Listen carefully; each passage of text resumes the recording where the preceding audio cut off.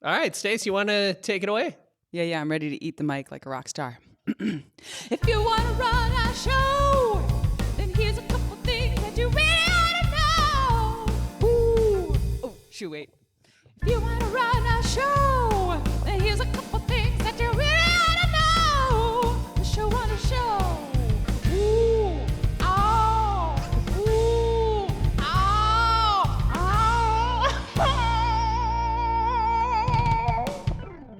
Oh my God. I can't imagine something that Drew and I would less be willing and able to do than that. It's true. It's true. That was a real exceptional one, Stace. Good work. Oh, thanks. It was all about the commitment. Really, the quality of the songwriting was low.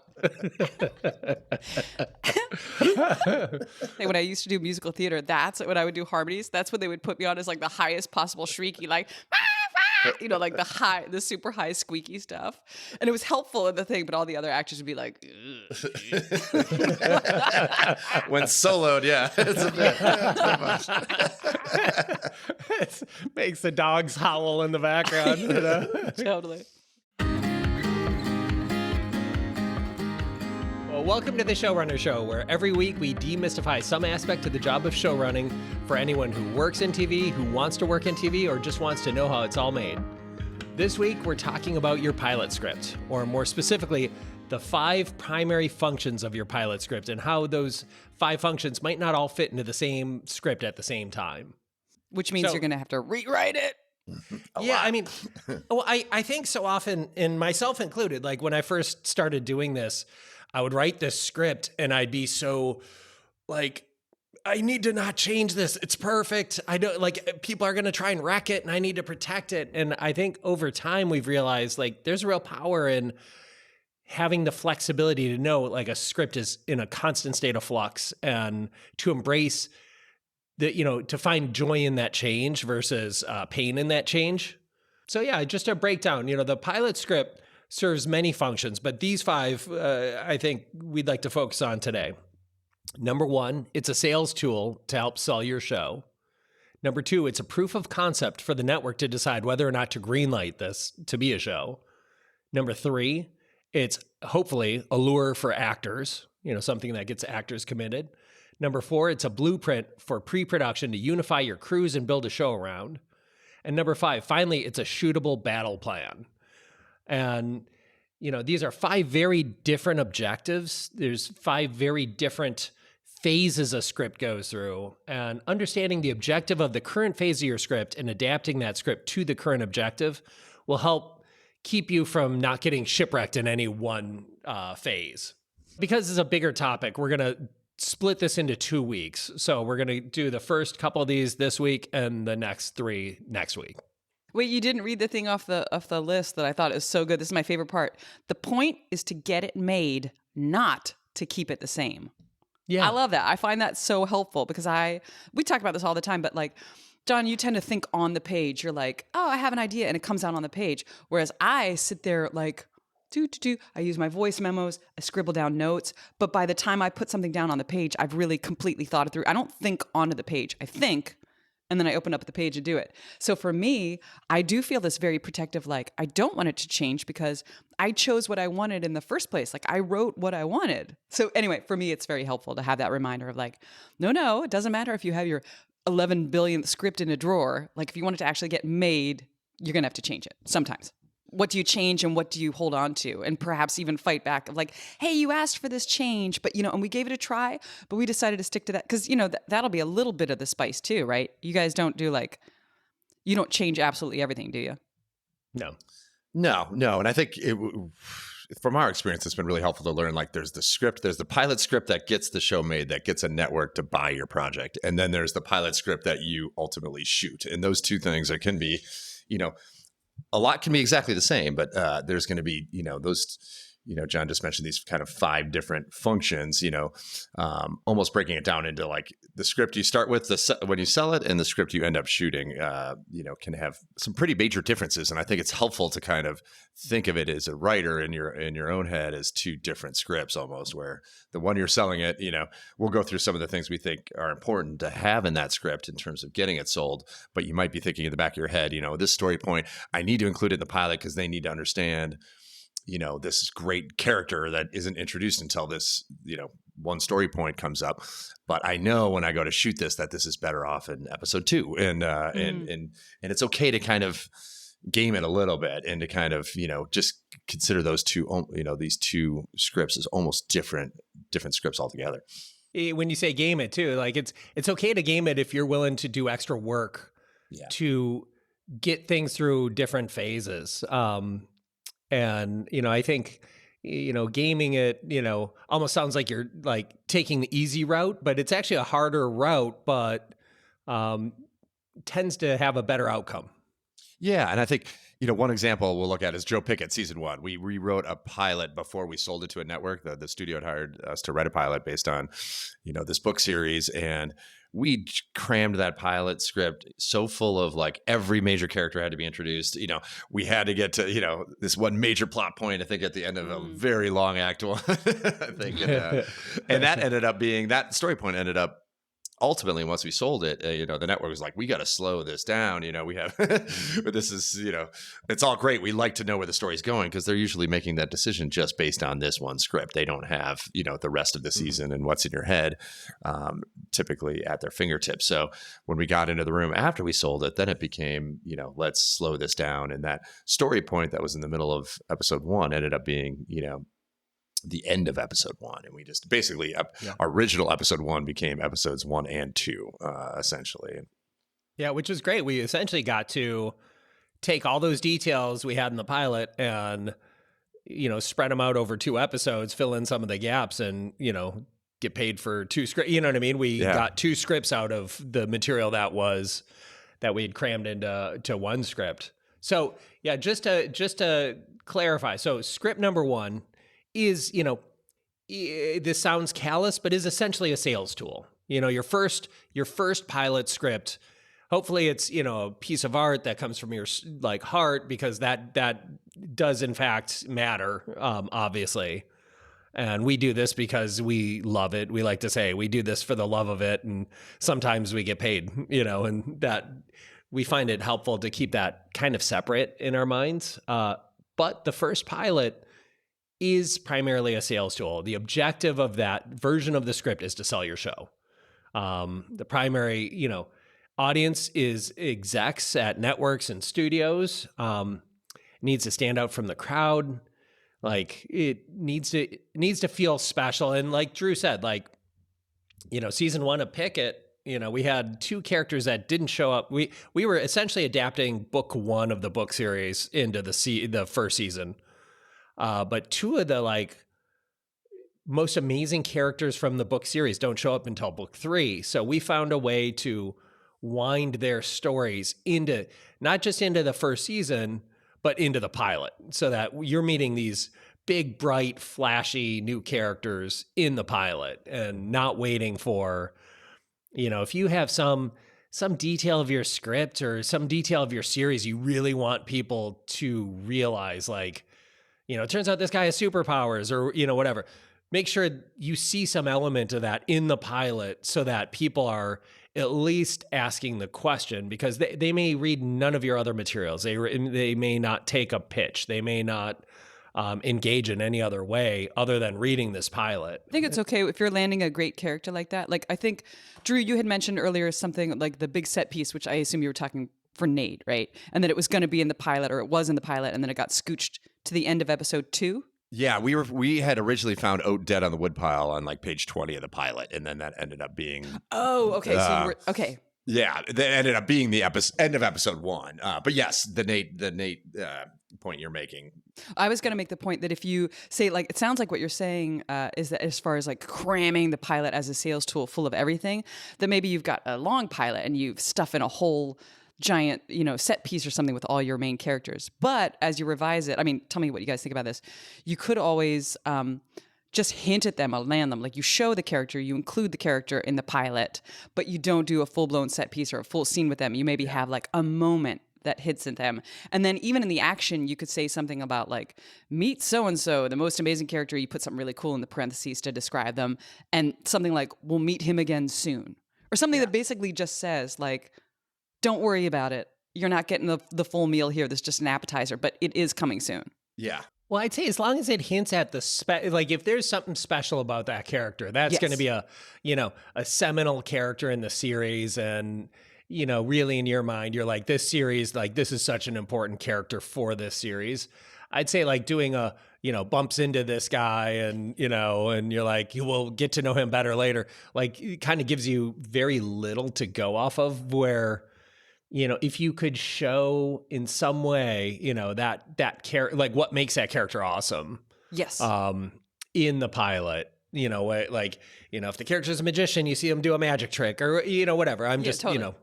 It's a hint. It's a hint of the character, but it's not a bland hint. It's a hint that actually lands them, that contains their essential nature of like hunters hunt, magicians do magic. Yeah. Seductresses seduce. We worked with a guy who had been a part of the CSI team before that show was sold. And that was a part of their mantra is like, let's show all the tools in the toolbox in the pilot. So the networks, when watching when reading the pilot script, they go, oh, they can do this and they can do that. And they like, it just, I would say, with that pilot, for that first, this first period, like show all the tools in the toolkit. If I don't know, Joe Pickett is a game warden, let's see him do something dangerous that shows like why this is a dangerous and exciting job. Like see that we put that right in the teaser, Right. Like, why is this job worth my time to look at and to focus on? If you're going to have animals, have animals. If you're going to have horseback riding, have horseback riding. Fights, have fights. Crime, have some crime. Yeah, that's exactly right. Family stuff, throw some of that in. Yeah. Yeah. And part of it too, like later, like your audience is going to want to know what they're watching. Like, is this a scary show? Is this a show I can watch with my family? Is this a, kind of show I'm going to cry a lot during? Like, you know what I mean? What is this kind of show? And to give some sense of that in the pilot to the readers and the execs and everyone is a good idea. You said the purpose number one, you said the 5 primary functions of your pilot script. Function number 1 is to sell it. I just want to mention a little something here of like, sometimes people even skip that step. I think lately people maybe sometimes sell things based on a pitch instead of the script. But there are still many instances, you guys have done it many times, where you do write the pilot and sell it. It might be that you've written a spec, a sample, in which case you might also be using that to get staffed in a room. The listener might be, or it might be that you've hooked up with the producers or the studio and they request a pilot. They want a pilot to go sell it to a network. That would be, I think, the other circumstance, but. That's right. And I think one of the main differences too, or one of the main things that a script gets you is the ability to maybe attach an actor or two. I think it's very, very difficult to attach an actor to a project if there's no script for them to read, and some people are able to do that, and some people have worked with actors numerous times and, kind of have just an open invite to attach, that does exist, but it's very rare. And I think a lot of times people will write on spec, or maybe the studio or production company will pay a little bit for a pilot, draft in order to kind of get it to talent agents and start to get it in the hands of actors and to attach an actor. And I think in the sales process, attaching an actor, we've talked about this before and probably will again, just how the process of packaging and selling and there's, perhaps nothing more valuable than attaching a meaningful actor to a project before taking it out to networks. That's absolutely true.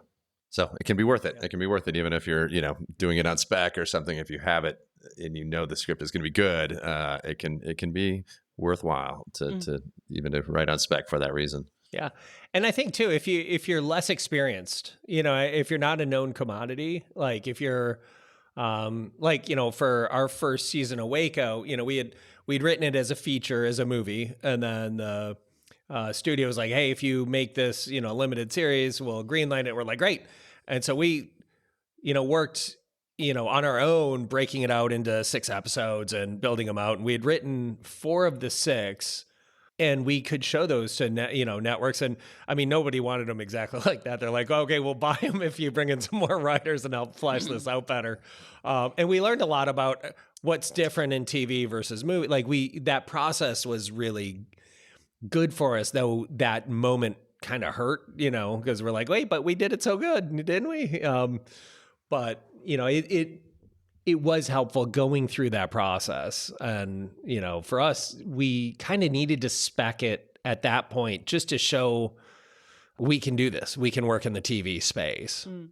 And so, that being said, like now we've sort of run our anecdotal stats, and our specs tend to do less well than our pitches, just generally speaking. Like, I feel like we sell more as pitches, we get better deals as pitches, because like once you have a spec script there, it does, on a deal making, side, you've already invested so much into it that the buyers know that, and maybe feel like they won't have to pay you that much. They'll make your show. You should just be happy we make your show, which, is thrilling. But also, it puts you in maybe at a disadvantage deal wise, which is something maybe to think about, business wise. Oh, interesting. At first I thought you were saying that you just sell more pitches than you sell spec pilots. But you might be saying, hey, even when you do sell the spec pilot, even when you do the pilot and it sells, you still might get less money than you would have if you had sold it as a pitch.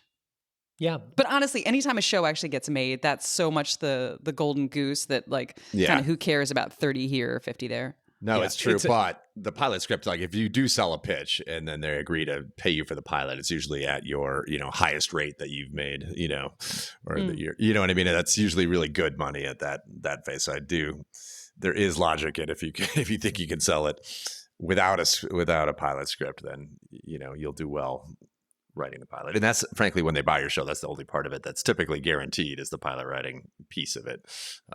Yeah, good point. Yeah. You can also always write the pilot and then just keep it to yourself, which is something we're talking about for a project that we're kicking around amongst ourselves in a very WGA safe way. Nobody's seeing it. It's just in our heads. But we're not making any money. We're not making any money. We're not talking to the producers. But it's possible to do something. And then just when you go out to pitch it, just don't even say that don't show that to anyone. You can do that too. Yeah, that's true. But then you have to be willing to, if they have notes that unravel the structure of that, that you can't then, go, well, I've already written it and your notes are invalid. Totally. You know what I mean? Yeah.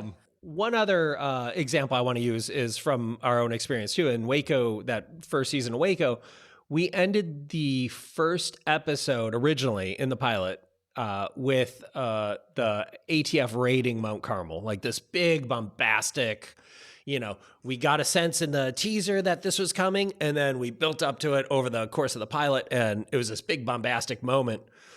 And then we sold it, and the network's, big note is like, hey, we don't get to know any of these people before they're in a crisis.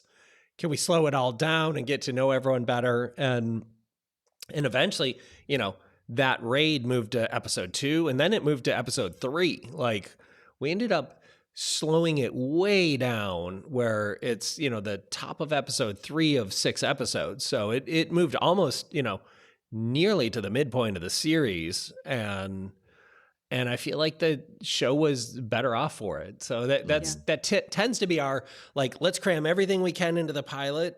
And then once we get into the writer's room, we're like, okay, let's slow everything down and make everything, earn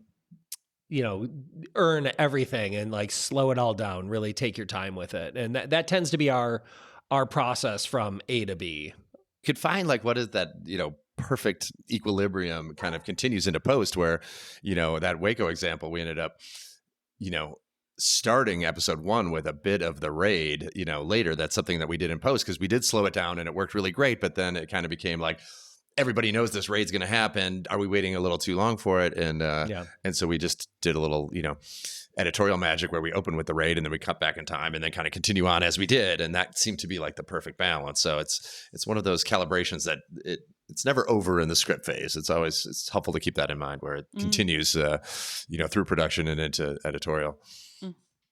And I was gonna jump on. You keep talking, John, about like slowing things down, and I just want to say I'm not sure if that's quite the right word. It's like you slow. It's more like you spread it out because because what you had to do if you take that exciting raid and you move it to the midpoint, right? You move it to 3. You then you guys had to come up with other stuff that was also life and death stakes, thrilling, tense. You had to find those and put them in 1 and put them in 2. Do you know what I mean? Yeah. It's not like you just had 3 episodes of 2-person conversations. You know what I mean? Like you had to have other, and that could be hard. I think that's why rewriting, some people don't like rewriting or it can be hard. It's like, well, I'm going to have to come up with something else that's scarier. And that's difficult when you got the blank page for a moment. And that's when it is nice to have a writer's room and be like, who has an idea for a thrilling moment, Yeah, that was terrifying when it was like, okay, the raid's not going to happen until deeper. We're like, oh, what do we do? So is it going to be boring as shit for 3 episodes? We always knew we wanted to do a Ruby Ridge element, and we felt like that gave us a little bit of that excitement, early. But that was something we really had to fight for. I mean, in terms of story, where we always thought the connection between Ruby Ridge and Waco was so important, and it gave us like a real tense kind of episode 1, FBI, standoff, which we really liked. But then even in editorial, the network is like, do we need Ruby Ridge? Does it, it's just kind of a different place. It's a different thing. And then we really fought, to keep it. And then I really enjoyed, when the show came out, just how much commentary I read around, like people not knowing that those 2 events were so connected and everything. I think it really worked in the end, but it was, but we really had to fight for that. That'd be a great example. Earlier I was saying, when do you get a note? When do you say, yes, let's take it. I'll take it enthusiastically. And when do you not take the note? When do you be like, I tried to take it. I hear you. I respect you, but I gotta stick to my guns here, whatever the phrase is. And I feel like that's a perfect example of, you guys saw, like, this makes it, keeping Ruby Ridge keeps it more historically accurate and highlights the importance of how did we get from there to here, and it's just exciting. It's cinematic, And it shows how the FBI didn't just come into Waco, like, having never seen a situation like this before. And, this being a novel experience for them. This was, directly related to experience that they just had 5 months earlier, and where mistakes were made. And we just felt like it had totally informed the whole experience in a way. But again, sometimes I think networks will, in our experience, will kind of, I think sometimes try to simplify everything to the point of it taking a lot of the complexity out. I think sometimes they think the audience won't track, a lot of things, and that needs to be simpler. And I tend to think that, someone tuning in to watch Waco is paying attention to the story and probably knows a little bit about it, and is maybe not just doesn't need the simplest possible version of the story. And so that's where we tend to, push back a lot, and at least on that show. Yeah. Well, and I think too, like, that being said, I feel like we may have spent too much time in all the details of that. And that is something we thinned out a lot when we got into post. Like, I mean, luckily, they were supposed to be 42-minute episodes, and we didn't realize we accidentally, our first cuts were all like 75, 80 minutes. They were way too long. So we're like, oh God. That was kind of showed our inexperience. We're like, no, these will play really fast, and then they didn't. We were way over. way over. At one point, we thought of pitching the network of expanding it from 6 episodes to 7 episodes because we had so much extra stuff. But no, we just tightened the screws. Yeah, totally. We're like, hey, that'd be free money, but the stories just fell apart when we tried to we did about 10 minutes of analysis. We're like, oh, this is never going to work. So let's move into script number 2. So you've sold your script. You're at a network. You have a script sold. The network wants to put together a writer's room and see what you come up with. This is script number 2, proof of concept. So, the network will inevitably, 100% of the time, have a couple thoughts on the pilot, a couple things they want to rethink or talk about or discuss or change. And I would just say, beware. This is the zone where, 90% of projects die. You get into this, maybe there's a mini room. I mean, Writers Guild is renegotiating the idea of the mini room. We've done those ourselves. And, it's been kind of helpful, but, it's also kind of a problem because it can be a lot of work for less money, less guaranteed weeks. But I feel like there's this zone here. So you've sold your script and you're like, they love it. They love my script. They really want to make my script. And then they give you notes and they're like, okay, but they want me to change my script that they love, that they want to buy. And it is this zone where if you take their notes literally and you do everything they suggest, like it may be, it may be the head of the network giving you a note here, and it may be an intern that they're like, hey, everyone just pile on, just throw in your notes, and Truly, yeah. you don't know whose notes are whose. And it's up to you to have a perspective to, a lot of writers, what they do is they sort of divide it in threes, 30%, you take 30% of the notes, you make some change, some variation of their notes for 30% of them, and 30% you say, hey, I tried these and they didn't work. I like your math on that. And 10%, and then 10% is for magic. Well, and 10% is do whatever you like. Yeah, I know. I know it's not 33.33 infinity percent. Yeah, whatever. Well, I was thinking, like say with the network, like hopefully they do what they do and they know what they're doing. Hopefully they're not so like, oh, we don't know. We just do what we like. Hopefully they've got some sort of brand of like, they do true crime and they do it with female leads, or they do macho, things set in a man's world, or they do family comedies, or they like, hopefully they've got something that they do, a style that they specialize in. And probably with a network, they're probably going to have a few of them. It's probably, Lifetime and FX, they each have a brand. They're two different brands. Do you know what I mean? Yeah. So when you've sold your project, you have it one way in your mind, but then you're meeting up with the network, and so you've got to turn it into their brand. Do you know what I mean? I feel like that's where most of the notes are going to come from.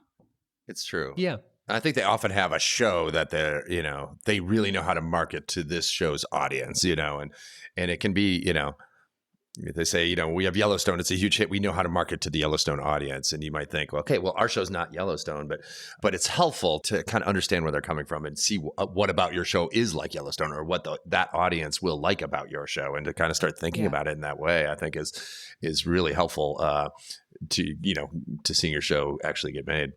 To be like, we are going to advertise your show on that show that we've got. That's a big old hit, That's so a great thing for you. Yeah. Let's them have enough of a Venn diagram that audiences will want to see it, that you'll get some conversion. That's one of the best paths to success for a new show too, is kind of drafting off of, a show that they already have that is already successful, that has an audience, and that you can, kind of siphon some of that audience from that show. That's, hugely helpful. Remember, did you guys see Too Funny to Fail? Oh, I love that documentary so much. So fun. So anyone who hasn't seen Too Funny to Fail, you have to see it. It's so hilarious. It's a documentary about the making of the Dana Carvey's ill-fated sketch comedy show that had all these stars in. But anyway, they were drafting off of Home Improvement. But none of them had ever bothered to watch Home Improvement. So they were drafting off of this sweet, wholesome family show, and then they go into this just absurd, raunchy, I think marijuana-fueled comedy fest where, say the Bill Clinton thing. Oh yeah, Bill Clinton was breastfeeding a whole bunch of puppies in the first skit.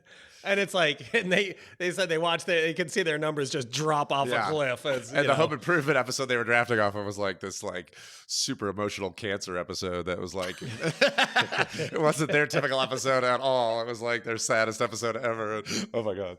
Yeah, that documentary is so worth watching. So funny. But that's a great example of hey, they made the show that they wanted to make. They didn't alter it to match the network, and it didn't last very long. Yeah, and they had maybe the greatest collection of comedy geniuses all under one roof, and lasted 3 episodes. Yeah. You know what I mean? It was everyone, and oh God, and so funny. one of the analogies I like to make in this zone, this kind of proof of concept zone, is to think of ourselves as like a tailor, like a craftsman, like a tailor. Like you're going to make a suit for the network. And if you're like, the thing I love to do, I love to make double-breasted suits. And they're like, we don't know how to wear a double-breasted suit. That looks, bad on us. You can insist on making a double-breasted suit, but that suit will hang in their closet. You know what I mean? They won't wear it to the big event. And I like to think in those terms, like to find the craftsmanship in the details and, to tell the story you want to tell. There's a reason they bought your show. There's a reason they bought it. They love some aspect of it, some aspect that I'm sure you feel deeply about. But if they don't know how to sell the version of the show you've created, it just won't go. It won't. Like I remember Drew and I early on in our feature career, someone, told us like, oh, all the studios now are run by the marketing departments. Like the green light is given by the marketing department. If they don't know how to, cut a trailer from your movie, it'll never happen. And that's really informed like, okay, make sure there's good trailer moments. We try, to think of our trailer moments and, in your proof of concept or even before, it's good to have a couple trailer moments, a couple moments where you're like, oh, this is gonna, be a part of how they sell my show. Because if they can't market your show, nobody will see it, and that's that's a sad thing. One thing you have, here in the outline that I don't want to miss too is like in this zone of this proof of concept zone is that, when accepting or receiving notes from the network on your pilot script, this experience will be kind of your own proof of concept. You'll have, that network will have 10 other shows like yours, 10 other pilots that they're also giving notes on to other showrunners. And the experience that they have with you in this zone is going to dramatically affect whether they want to make your show or not. Just their experience with you as a showrunner and as a partner and as a collaborator.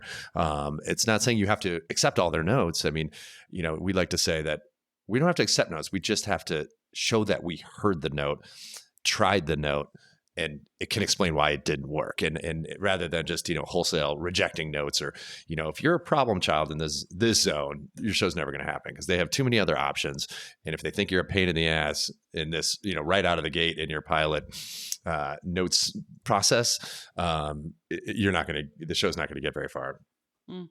Yeah. Like when we do auditions, when you audition actors, for example, they may do a perfect take and we'll still give a couple notes just to see how they react, just to see, hey, can they only do one version of things or can they, can they try? And it doesn't mean they're doing it wrong. It doesn't mean we didn't like what we saw.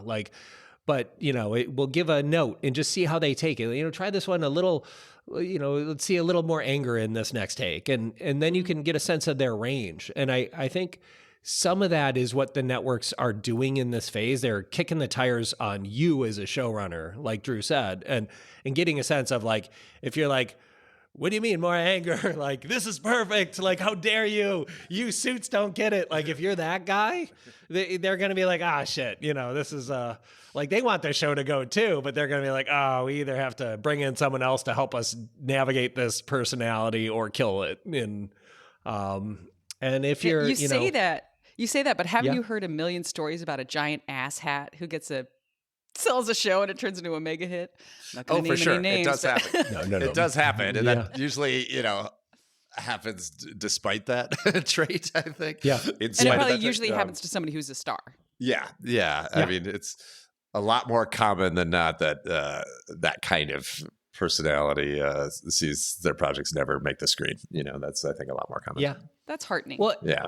And it's always worth thinking, a show down the road or two shows down the road. Not like it's never about this pilot. It's never about this show. Like, if you're good to work with and you're working well with your partners, they're all going to end up at different networks and different, your reputation will spread in that way. And if you're, like Drew and I, when we were coming up, like, there's a number of people we were like jealous of. We're like, wow, they have this big hit thing. And we're, hitting singles and doubles and, but we were good partners to work with, and, kept things on time, on budget, always made people's money back. And that consistency has proven, a lot of these people we were jealous of are gone. And, Yeah, that's true. And we're like, refuse to do any notes, and, and that reputation spreads. People hear that. Like, we hear that, with actors, with writers, with like, you know what I mean? Like, we've asked our, casting director, for example, like, hey, if you know someone's like going to be a problem, like, please just don't even put them in front of us. Like, we have a, it's the no assholes policy. Rule. Yeah. Yeah. And it's important. It is, because there's enough talented people willing to like just put their all into something. That why would you, have to like suffer through, and networks don't have to suffer through, with their problem children either. With a movie, when it's going to be 2-3 months, you can just grin and bear it. You can just be like, these people are terrible to work with, but it'll be over soon. But with television, oof, you really do want to have nice partners. Yeah, you can be married together for a long time. For a long time. Yeah, it's true. Even just one season is so long. That's true. Yeah, it's true. It's true. And yeah, you live or die by the, the partners you have in those situations. And your execs will tell you, if you listen, like we find in notes calls, this is something I find very helpful, is early on, I used to feel like we had to have all the answers on the call. And like, I'd get all stressed out. Like, I have to prove everything, in the room and over time we've learned, like, if we like, oh, that's an interesting note, like, let us think on that. Or we tend to respond instead of a counterattack of a, just saying like, oh, that's, we're listening, we hear you. Let us look at the script through this lens, or, whatever, like something that shows like, hey, I'm listening first before I'm just talking over you while you're wrong to have a note.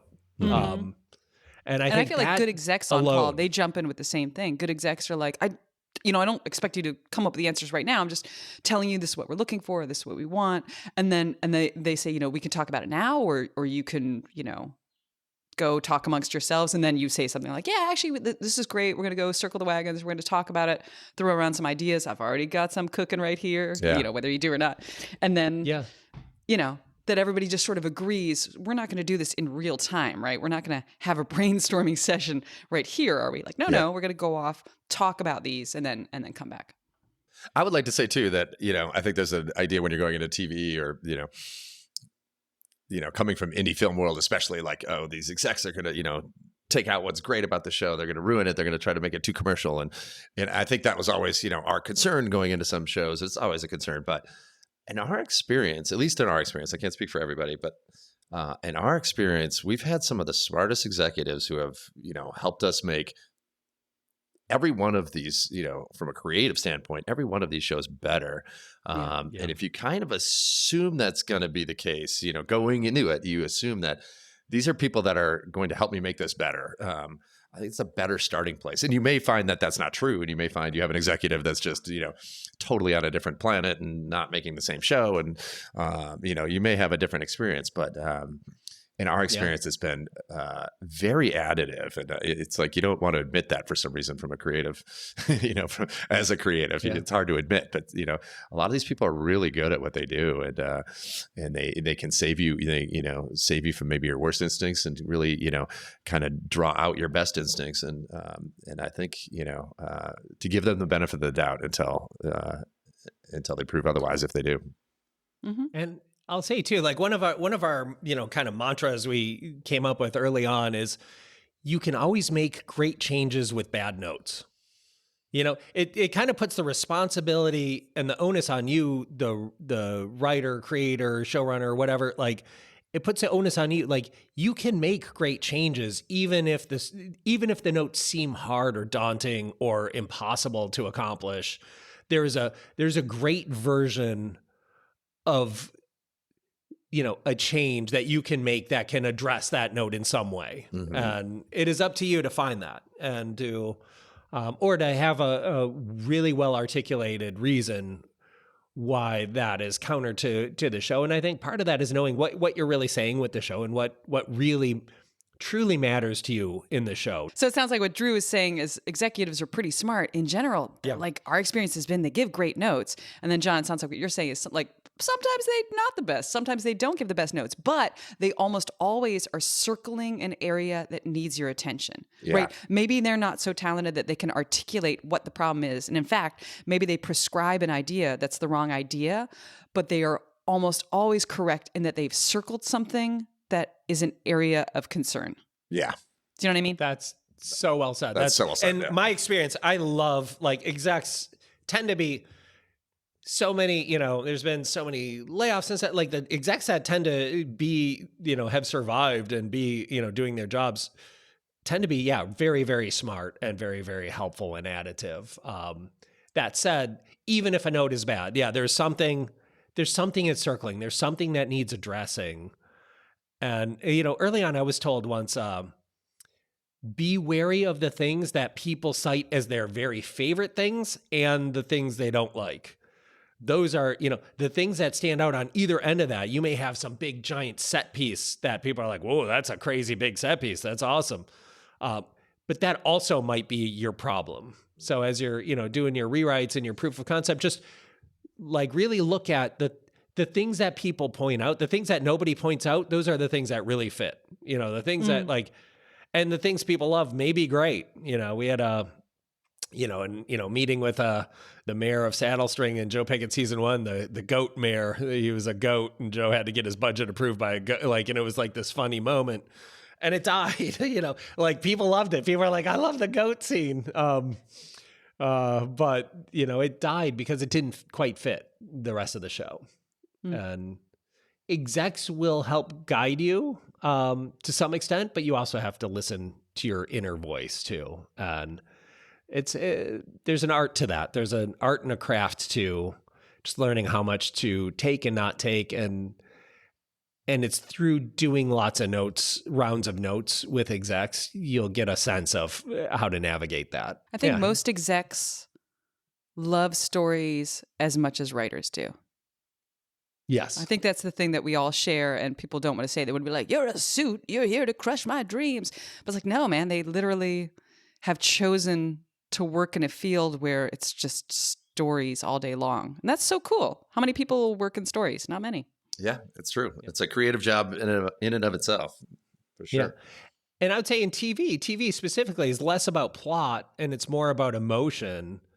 And so these execs, tend to be people who want to talk through big emotions and stuff. And we've had some really deep human conversations. Like I almost feel like, talking notes, talking script is almost like just a big excuse for us all to sit around and like talk about emotional stuff that really matters to us. And I think keeping that in mind, keeping the connection with people in mind, like bringing that to like, if that's your focus, if you're just focusing on connecting with other human beings over this project, then it's less about me versus them or like, you know what I mean? Are they taking my thing away? Like if you're just trying to connect with people, I feel like that in my mind produces the best results. Agreed. So next week, we'll continue with the next 3 functions of your pilot script. If you like our show, please consider taking a minute to subscribe and rate us wherever you get your podcasts, and maybe even tell a friend if you like it. That all really helps us find our audience. Thank you. We appreciate it. Ciao.